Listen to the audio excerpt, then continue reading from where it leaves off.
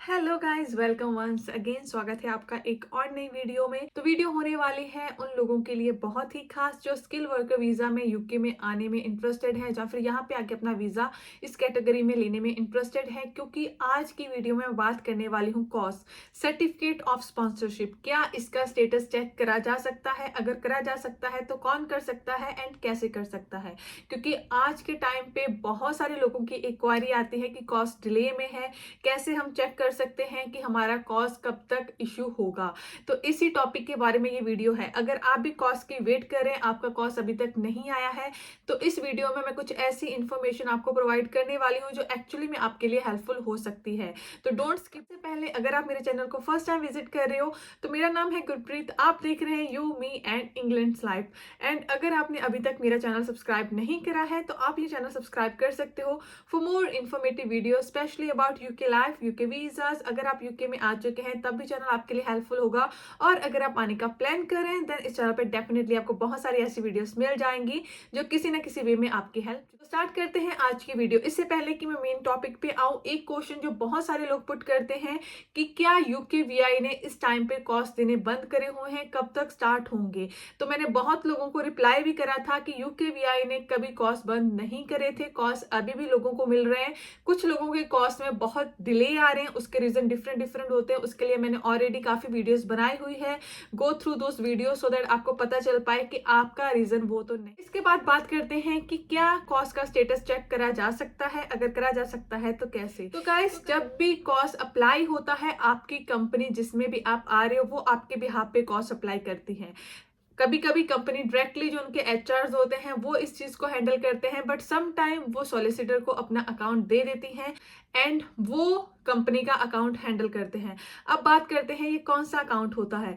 तो जब भी किसी कंपनी को लाइसेंस मिलता है या फिर जब भी किसी कंपनी ने लाइसेंस अप्लाई करना होता है तो उन्हें यूके वीआई के साइट पे एक अकाउंट क्रिएट करना पड़ता है। जैसे कि हम अगर कोई वीजा अप्लाई करते हैं तो हम अपने ईमेल आईडी पे अकाउंट क्रिएट करते हैं, सिमिलरली ही कंपनी को एक सिस्टम बना के रखा हुआ है यूके वीआई ने अपनी साइट पे, जिसे बोला जाता है एसएमएस, स्पॉन्सरशिप मैनेजमेंट सिस्टम। उस पर लॉग इन करना होता है, अपनी डिटेल डालनी होती है, उसके बाद उसकी कंपनी के रिलेटेड लाइसेंस से लेके कॉस्ट तक जो भी काम होता है वो सारा उसी लॉगिन आईडी के थ्रू हैंडल होता है। आईडी के थ्रू लॉगिन करके कंपनी डिफरेंट डिफरेंट कॉस्ट पे जो भी फंक्शन होते हैं वो करती है। तो यूके वीआई ने एक स्पेशली मैनुअल दिया हुआ है उन लोगों के लिए जिनको नहीं पता कि स्पॉन्सरशिप मैनेजमेंट सिस्टम वर्क कैसे करता है। मैंने खुद यूके वीआई की साइट से ये मैनुअल डाउनलोड करा है, मैं आपको मैनुअल दिखाती हूँ, क्योंकि इसी मैनुअल में ये मेंशन है कि कॉस्ट का स्टेटस कैसे पता चलता है। तो डायरेक्टली बिना किसी देरी से मैं आपको उस डॉक्यूमेंट्स पे लेके चलती हूँ। तो ये है, यहाँ पे ऑलरेडी मेंशन है फर्स्ट पेज पे, UK visas and immigration sponsorship management system manual. तो ये मैनुअल है, इसके सेकंड पेज में कंटेंट बताया हुआ है, उसमें कॉस्ट स्टेटस थर्ड नंबर पे आपको शो हो रहा होगा। तो हमें मेनली यही चेक करना है, पर उससे पहले थोड़ा सा मैं गो थ्रू होंगी बाकी चीजों के बारे में सो दैट आपको क्लैरिटी मिल पाए। तो डायरेक्टली नीचे बढ़ते हैं, यहाँ पे लिखा हुआ है एडिशनल एसएमएस मैनुअल्स। तो यहाँ पे उन्होंने शॉर्ट में बताया हुआ है कि कौन से मैनुअल्स उन्होंने इस डॉक्यूमेंट में बताए हुए हैं। तो manual first of course introduction है, उसके बाद लाइसेंस के बारे में है, कंपनी के लाइसेंस के बारे में, सेम एप्लीकेशन रिन्यू सर्विस सारा उसी के बारे में। मैनुअल 4 है क्रिएटिंग एंड असाइनिंग कैश, ये कैश है, कॉस्ट नहीं है। कैश स्टडी के लिए चाहिए होता है, हमें चाहिए कॉस्ट, क्योंकि हम वर्क वीजा की बात करें। ये सारे के सारे मैनुअल 4 से लेके मैनुअल 7 तक कैश के बारे में है। तो इसके बाद मैनुअल 8 पे आते हैं जो कि हमारे लिए एक्चुअल में है।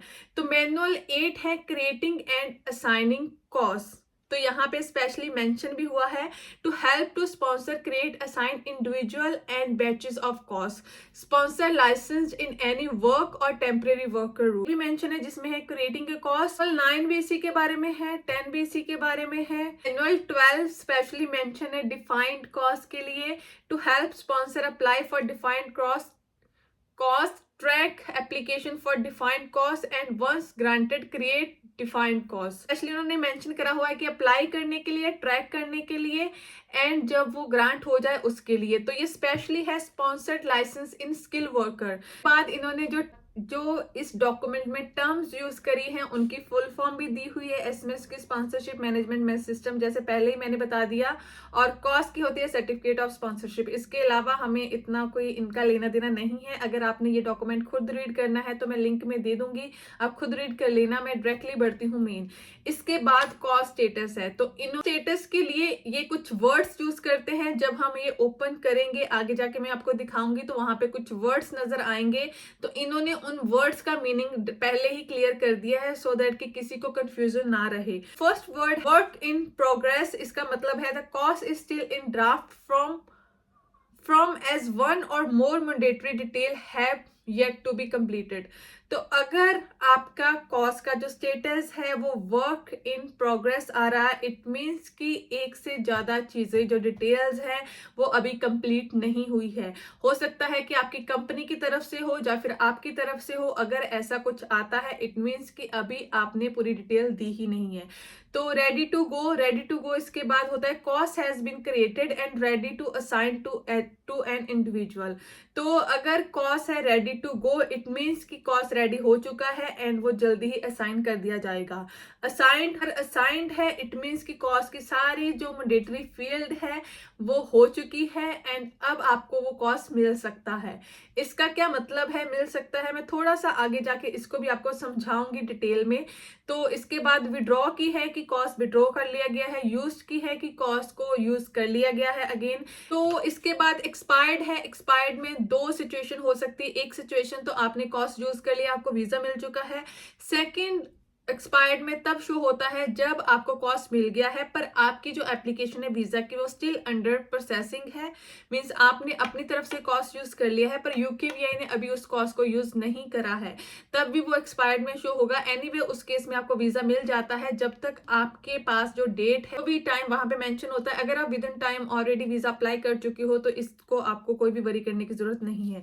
इसके बाद कैंसल्ड है, तो कैंसल्ड तब होता है जहां पे ऑलरेडी मेंशन है कि अगर कंपनी का लाइसेंस रिमूव हो चुका है या फिर कंपनी ने खुद वो लाइसेंस सरेंडर कर दिया है ड्यू टू सम रीजन। तो हम बढ़ते हैं नीचे गाइड की तरफ। बाद है एसएमएस गाइड। तो गाइड में जो फर्स्ट गाइड है यहाँ पे एग्जैक्टली उन्होंने एग्जांपल दी हुई है स्क्रीन की कि कैसे स्क्रीन नजर आएगी और कैसे आपको हर चीज नजर आएगी। तो ये हम खुद तो नहीं कर सकते क्योंकि मेरे पास कंपनी का अकाउंट नहीं है, पर क्योंकि इन्होंने यहाँ पे पिक्चर्स दी हुई हैं तो हम उन पिक्चर्स के जरिए समझ सकते हैं कि कैसे ये सारी चीजें काम करती हैं। तो फर्स्ट है from worker screen select view cost. तो एक वहां पे वर्कर स्क्रीन होती है क्योंकि एसएमएस सिर्फ कॉस्ट के लिए नहीं है, एसएमएस लाइसेंस के लिए भी होता है।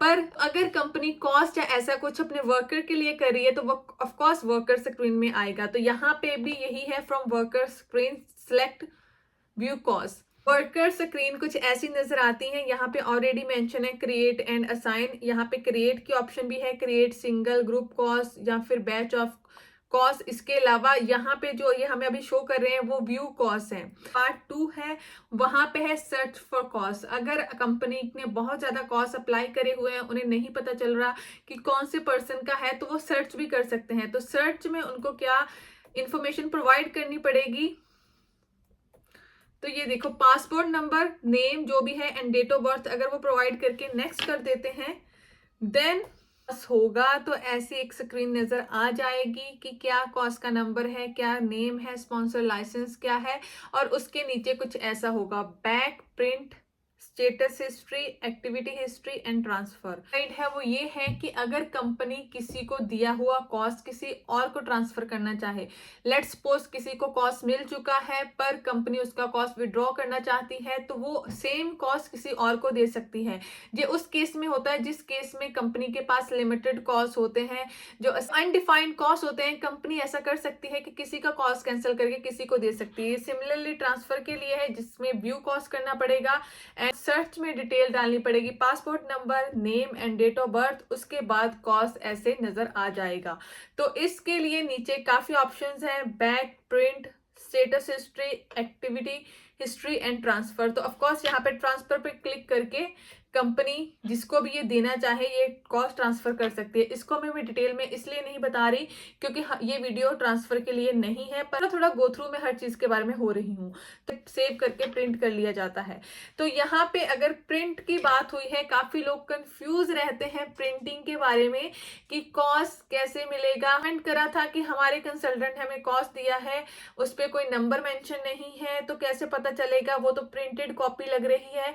तो फर्स्ट ऑफ ऑल कॉस्ट कभी भी ऐसा नहीं है कि आपको डॉक्यूमेंट मिलता है। कॉस्ट ऑलवेज कंपनी का जो एसएमएस है उस पे अवेलेबल होता है, कंपनी वहां से आपको डाउनलोड करके देगी। अगर वन टाइम लॉस्ट हो चुका है तो आप कंपनी से फिर से डिमांड कर सकते हो, क्योंकि ऐसा नहीं है कि ये एक टाइम पे ही मिलेगा कि लाइक आपको मेल कर दिया गया है उसके बाद ये होगा नहीं। कंपनी को आईडी होती है ऑफिशियल साइट पे एसएमएस पे, उस पे कॉस्ट ऑलवेज अवेलेबल होता है, कंपनी ने सिर्फ डाउनलोड करके आपको अगेन सेंड करना होता है। और इसमें मेन चीज होती है कॉस्ट नंबर, अगर वही नहीं है तो आप अपना वीजा अप्लाई ही नहीं कर पाओगे। तो डायरेक्टली बैक टू टॉपिक आते हैं। तो अब मैं दिखाती हूँ आपको डिफाइंड कॉस्ट के बारे में, थोड़ा सा आपको पता चल गया कि ये वर्क कैसे करता है। सिमिलरली डिफाइंड कॉस्ट भी ऐसे वर्क करता है। तो अगर आप डिफाइंड कॉस्ट जो कि रेड में यहाँ पे हाईलाइटेड है उसके नीचे देखोगे तो वहां पे apply for defined cost, apply for defined cost based on previous request, मतलब अगर किसी का एक्सपायर वगैरह हो चुका है। View pending defined cost applications, तो ये वो चीज है जो कि आप जानना चाहते हैं। तो यस, आपका जो स्टेटस है वो चेक करा जा सकता है, पर स्टेटस ये आप खुद नहीं चेक कर सकते।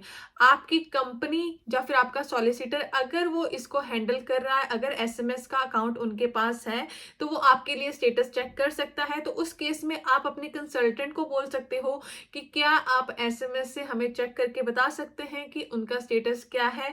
तो वहां पे तो जैसे ही डिफाइंड कॉस्ट अप्लाई हो जाता है वहां पे रिक्वेस्ट नंबर मिल जाता है, मतलब कॉस्ट का जो रिक्वेस्ट नंबर है वो वहां पे आता है। उस नंबर को यूज करके आपकी कंपनी आपके लिए देख सकती है कि उन्होंने कौन से कॉस्ट अप्लाई करे हुए हैं। यहीं पे एक स्क्रीन है जो कि ये शो कर रही है कि कैसे पता चलता है कि कौन सा कॉस्ट मिल गया है, कौन सा पेंडिंग है।